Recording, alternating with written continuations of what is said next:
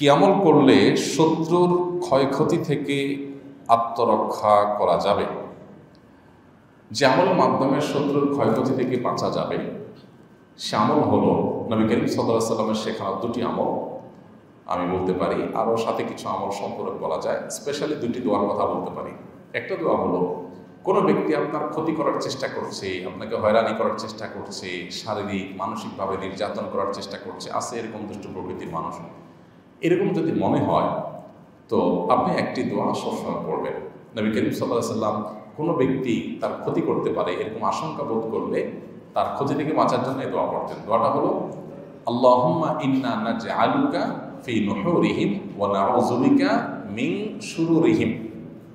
আল্লাহুম্মা ইন্না নাজআলুকা ফি নুহুরিহিম ওয়া নাউযু বিকা মিন শুরুরিহিম। অর্থাৎ, হে আল্লাহ, যারা আমার ক্ষতির চেষ্টা করছে, শত্রুতা করার চেষ্টা করছে,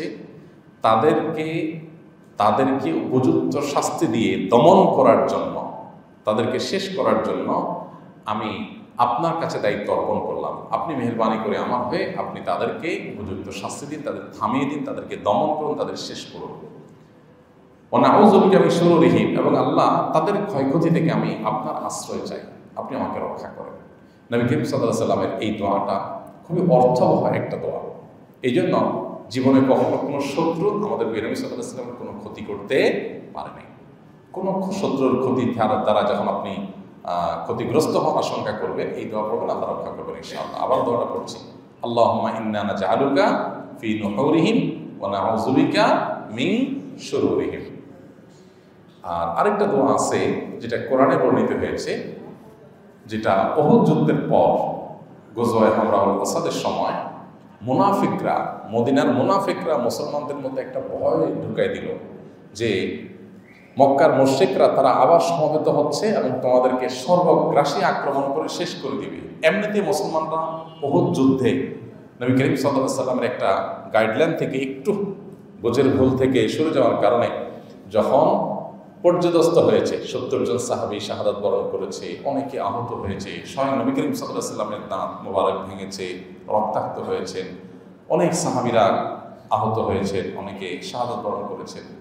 এরকম নানাভাবে পর্যদস্ত এবং কঠিন একটা সময় যখন মুনাফিকরা এসে মুসলমানদেরকে আবার ভয় দেখাতে লাগলো যে আসছে আসল বড় আক্রমণ, যাতে মুসলমানরা মানসিকভাবে একদম ভেঙে পড়ে, এই আক্রমণের কথা যখন তারা শুনেছেন তখন মুসলমানরা বলেছেন, হাসবুনাল্লাহু ওয়া নি'মাল ওয়াকিল। কি বলেছেন? হাসবুনাল্লাহু ওয়া নি'মাল ওয়াকিল, অর্থাৎ আল্লাহ আমাদের জন্য যথেষ্ট। যেই আসুক না কেন আমাদের ক্ষতি করার জন্য আল্লাহ আমাদের জন্য যথেষ্ট, এবং তিনি সবচেয়ে উত্তম কর্মবিধায়ক। আমাদের পক্ষ থেকে যে কোনো কিছুকে করবার জন্য তিনি সর্বোত্তম প্রতিনিধি বা সর্বোত্তম কর্ম বিধায়ক, সবচেয়ে উত্তমভাবে আমাদের কাজটা তিনি করতে পারবেন। তারপরে আমরা ভরসা করলাম, হাসবুনাল্লাহু ওয়া নি'মাল ওয়াকিল, নি'মাল মাওলা ওয়া নি'মান নাসির। তিনি সবচেয়ে উত্তম অভিভাবক, তিনি সবচেয়ে উত্তম সাহায্যকারী। নবী করিম সাল্লাল্লাহু আলাইহি ওয়াসাল্লামের হাদিস থেকে আমরা জানি যে এই একই দোয়া আল্লাহ নবী ইব্রাহিম আলাইহিস সালামকে যখন অগ্নিকুণ্ডে নিক্ষেপ করা হচ্ছে তিনিও পাঠ করেছেন, তিনিও বলেছেন হাসবুনাল্লাহু ওয়া নি'মাল ওয়াকিল। তাহলে ইমানদার যখন বিপদে পড়বে তখন পড়বে হাসবুনাল্লাহু ওয়া নি'মাল ওয়াকিল, নি'মাল মাওলা ওয়া নি'মান নাসির। বিশেষ করে কোনো শত্রুতা থেকে, ক্ষয়ক্ষতি থেকে আপনি যদি আত্মরক্ষা চান, তার ক্ষয়ক্ষতি থেকে বাঁচতে চান, তাহলে আল্লাহর কাছে দোয়াটা পড়বেন। হাসবুনাল্লাহর জায়গায় হাসবি আল্লাহ পড়া যায়। হাসবি আল্লাহ মানে আল্লাহ আমার জন্য যথেষ্ট, আর হাসবুল্লাহ মানে আল্লাহ আমাদের জন্য যথেষ্ট। তো একটা এক বচন, একটা বহু বচন, হাসবি আল্লাহ ওয়া নি'মাল ওয়াকিল, নি'মাল মাওলা ওয়া নি'মান নাসির। তাহলে শত্রুর ক্ষয়ক্ষতি বাঁচার জন্য যে আল্লাহুম্মা ইন্না নাজআলুকা ফি নুহুরিহিম ওয়া নাউযু বিকা মিন শুরুরিহিম, আর হাসবি আল্লাহ ওয়া নি'মাল ওয়াকিল, নি'মাল মাওলা ওয়া নি'মান নাসির, এই দুটি দোয়া পড়বেন। এর বাইরে দুরূদ এবং ইস্তিগফার নিয়মিত করতে থাকেন, ইনশাআল্লাহ আশা করা যায় আল্লাহ তাআলা হেফাজত করবেন।